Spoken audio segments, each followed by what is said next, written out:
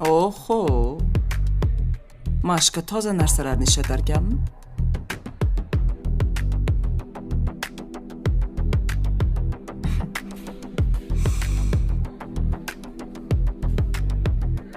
Birovni puliga yashash mazza-da.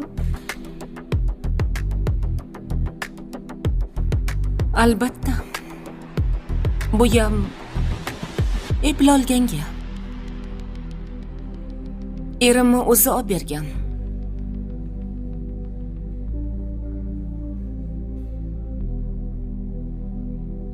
Men doim eng qimmat, toza narsalarni olishga o'rganganman.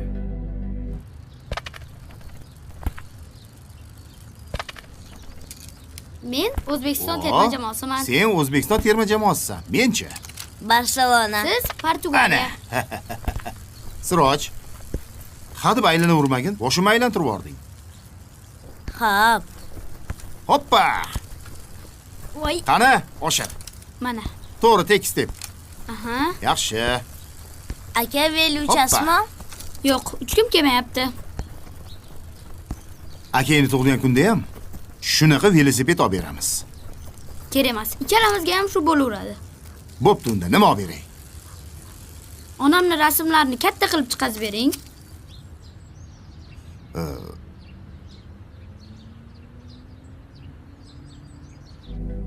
Hamma qimmat narsa ham asl bo'lavermaydi.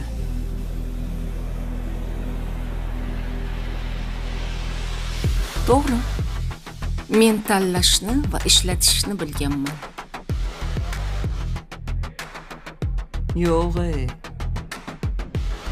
Qayerdan bilasan? Ustozim o'rgatgan.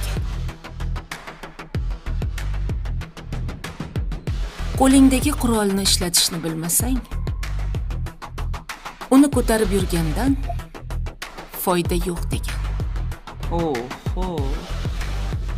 Shu ustozing yana nimalarni o'rgatgan? Erkaklarni pulini qanday qilib olishni.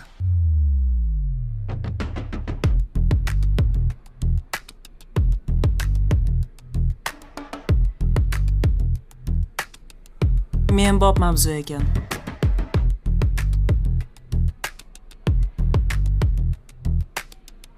Sen bilan gaplashsa bo'ladi.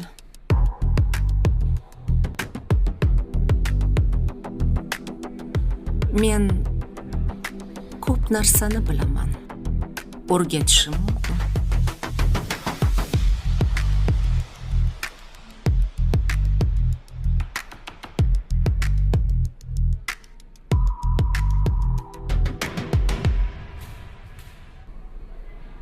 Sodiq Turg'unovich, bir masala bor.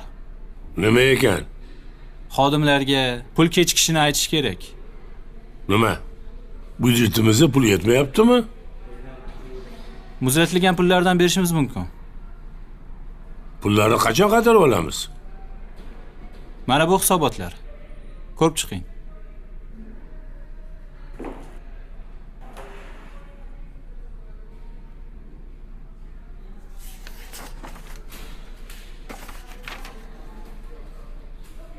Men qara. Bankdan qarz olsak-chi? Bu ham yaxshi taklif. Men qara. Xodimlarimizni maoshini kechiktirishga haqqimiz yo'q. Chunki ular hammasi o'z vaqtida kelib, bilib ishini qilyapti.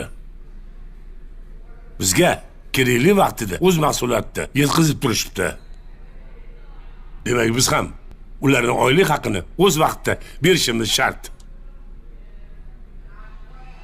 Ha, bankka borganda qancha pul kerak bo'lsa olib kelgin. Men qo'ng'iroq qilib qo'yaman. Tushundingmi? Xo'p.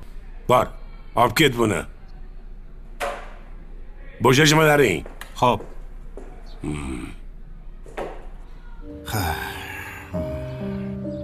Bo'pti, xo'p. Chiqazib beraman. Qani, boshladik. Aslanam aka, Hoppa. mamni chepib chiqib ketdi. Obbo. To'g'rilab bering. Shuni ham chiqazib yubordingmi? Qani? Bu yoqqa berchi. Mana. Xo'sh. Ha o'yin rasmini shundoq ham chiqazib beraman. Matlubani katta rasmlari ko'p-ku. Nasiba oyimni.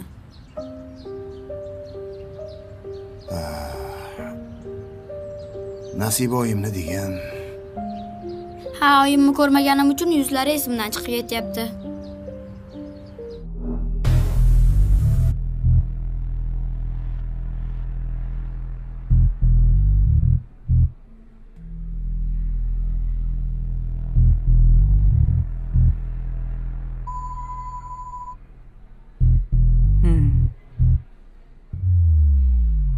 Qimmat ekan. Mendan senga sovg'a.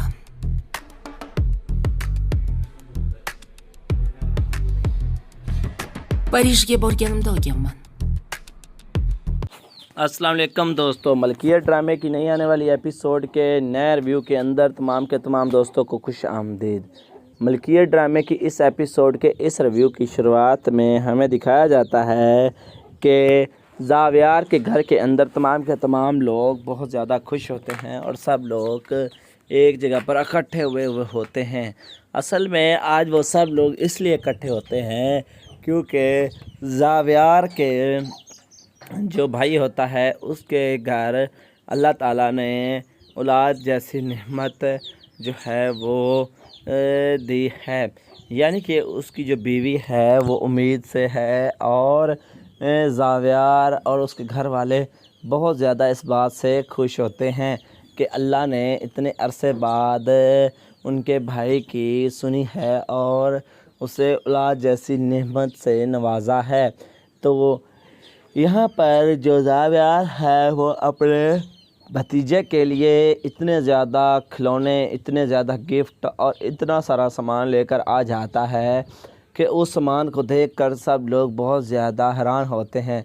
तो यहाँ पर जो ज़ावियार की बहन है वो कहती है कि भाई आप इतने ज़्यादा खुश हैं, देखें आप भतीजा चाचू बनने वाले हैं और आपने इतनी ज़्यादा शॉपिंग कर ली है।